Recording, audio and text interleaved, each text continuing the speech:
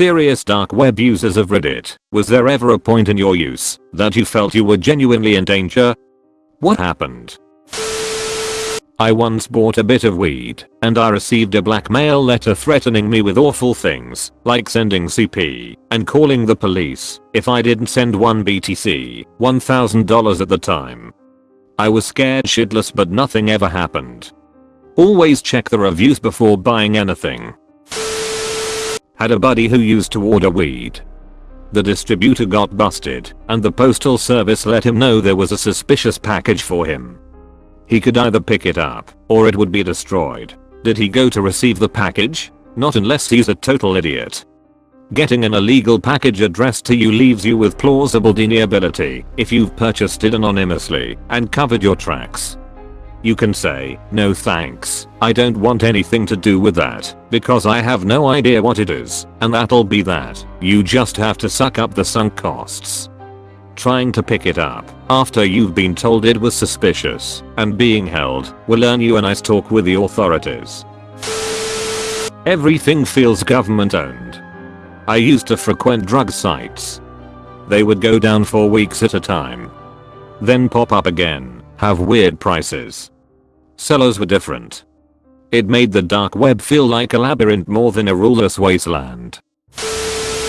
In college, some friends and I ordered a 100 sheet of acid using Bitcoin to our college PO boxes. We got pretty terrified when it didn't arrive when it should. We thought it was found by USPS, our own mail service, or the D. We were paranoid. Turns out they just shipped it later than they said. We got our 100 tabs, but that was a very stressful week and a half for all of us. Not the modern dark web, but back in the days of Usenet I posted some harsh criticism in alt.religion.sebtology. Yes, that was a typo for Scientology, but I'm leaving it for context of a bunch of posts. The online threats were funny, but when I started getting death threats by mail I backed the fuck off. Yes, Scientology is a dangerous type of cult, and unless you are prepared to go full Inquisition and burn them all at the stake, it is better to stay far away. They have killed, and will kill, to protect the organization. I own a fairly rare car that had a rare code. I looked it up on Google and there was only one other person on the car makers forum that had the same error. And this guy took months and months going back and forth between car shops and the forum thread to try to get the issue fixed. Everyone on the forum was pitching in to try to help him. So I kept going through this long forum thread to try to figure out if he ever fixed it. And suddenly there's no more replies from the guy.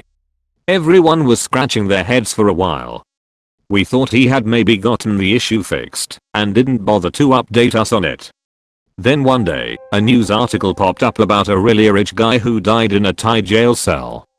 And then we connected the two stories and they matched up. The same make and model of the car in the news article matched up with his car. And they were both claiming to be in Thailand at the time. So what happened was that same guy who was still talking on the forums got raided by the Thai police around the same time he stopped replying to the forum. Turns out that he was running one of the biggest dark web marketplaces where drugs were being sold and exchanged. It had something like $1 million in revenue per day, and he was hiding out in Thailand while living in luxury. They found him dead in his jail cell a few days later. They claim he died of suicide. I suppose you are talking about Cases, founder of Alpha Bay. The dude was stupid enough to use his real email ID, the one he was using for LinkedIn and all legal businesses, taxes etc., to send welcome messages to people who signed up on the website. Yes, Alpha Bay. I didn't think he was that bright, because I fixed the issue he had fairly easily. He just needed to replace the car battery. I think he didn't realize that the 12V outlet still powers on, even when the car is off. So whatever was attached to the 12V battery, like the radar detector / laser jammers, would continuously drain the battery. You have to keep the car on a battery tender if you have anything plugged in. My car started having the same issue because the car shop that did the vinyl wrap on my car didn't put it on a battery tender. If you let the car battery drain to zero, it'll always have low voltage issues. and when you have low voltage issues, the car doesn't start up without jumping it. Replacing the car battery fixes this. It took me only a few days to figure this out. This guy took months. And it was only like a $600 fix. Be safe, boys and girls. Don't give out your information or communicate with others. And if you plan on purchasing anything, use a secure Linux OS like Tails. Use private keys. Connect to a public Wi-Fi spot, not your house. Encrypt all messages. Use multi-signature markets, so your chances of losing your Bitcoin lessens. Escrow preferably. Never send your Bitcoins from a wallet attached to you directly to the seller. Tumble your coins first. And when the package arrives, don't open it for a few days. A friend of mine gave me all this info and told me I should help you guys out. I was a casual orderer of the dark web for a while and got pretty big into it and started buying slightly bulky packages of drugs. If you knew the markets for a while, then you would know one called Alpha Bay was the best of the best. The Amazon of drugs and fraud would be its best description. However, it went down mysteriously one day and everyone assumed the owners just scammed everyone for their Bitcoin. Partially true, but in the background it was actually seize the D. Everyone flocked to a new site called Hansa which had some sketchy design features, but it was the next best alternative. Turns out the Dutch police took over the site and with cooperation of multiple governments ran a drug distribution onion site with over $1 million of transactions for around a month. They were gathering information from unsuspecting users, including me, who bought with faulty security practices. Now this is where I started freaking out. Imagine trafficking drugs through the mail and the Attorney General at the time, Jeff Sessions, makes a speech live on television that he was going to crack down and explicitly explains how fucked everyone on Hansa was because they have been gathering data for over a month. And in a big dick energy move closes the site and puts up a banner in its place saying everyone who has purchased will be prosecuted to the fullest extent of the law during his live speech. I was shitting myself for a month as many arrests did occur, but luckily I guess I wasn't important enough and nothing happened to me. Turns out the Dutch police took over the site and with cooperation of multiple governments ran a drug distribution onion site with over $1 million of transactions for around a month. They were gathering information from unsuspecting users, including me, who bought with faulty security practices. Here in the Netherlands they also used that information to pay a home visit to at least all underage drugs purchasers. I can't remember if they also visited others, but I remember distinctly they at least went to people who were underage and give them a visit to remove the illusion that purchasing that stuff on the dark web is safe and make sure they are properly informed about drugs. There's Hitman, human trafficking and snuff films and such, but a vast majority of these sites are scams asking you to send them Bitcoin. A small portion of users on the dark web would be there for this sort of stuff. However, buying drugs online is quite popular and widespread.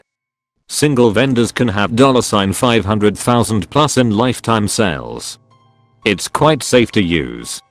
You use PGP to encrypt your address so only the seller of the drugs has access to your private info. If your package is seized, they have no proof you ordered it, unless they seize your computer and you have that information stored on it. You can use Tails/USB to avoid this. Even if your packages get seized, you'll often get a love letter saying what they seized, and there is no follow-up after that. Yeah, the Hitman stuff tends to be 99% fake. I leave the 1% of wiggle room, since there's always new sites popping up. Largely it's a scam to continually extort money from you. I've also not heard of a 100% real red room. Everything else is pretty real though. To me, the scariest stuff is the stolen logins being sold. Someone could straight up buy your PayPal if it was ever compromised. That and access to home security cameras and stuff. Privacy online is an illusion. I've never personally felt I was in actual danger, so to speak, since I take proper precautions, but early on I did accidentally come across a site/forum while exploring that was filled with snuff photos of women people had assaulted and then knocked out or killed. Shut down my browser pretty quick after that, but felt uneasy for a long time after. I actually learned how to access the dark web by listening to NPR. They had a segment where an author who was writing a book about it basically gave step-by-step instructions on how to do it. I did everything he said, and, by golly, it worked. Truthfully, it was pretty underwhelming. Mostly just drugs and counterfeit items, passports, money, etc. I did find some weapons with the serial numbers scratched off, pistols and shotguns, but nothing that would start World War III. I also saw a couple ads for hitmen, but they seemed pretty hokey and were most likely undercover cops. I never felt in danger, but I have never gone back because there's nothing I really want from there. No government agents have kicked down my door either. Thanks so much for taking the time out of your day to watch a Reddit Prime video. Don't forget to subscribe, but, as always, no pressure. See you in the next video. Stay Prime.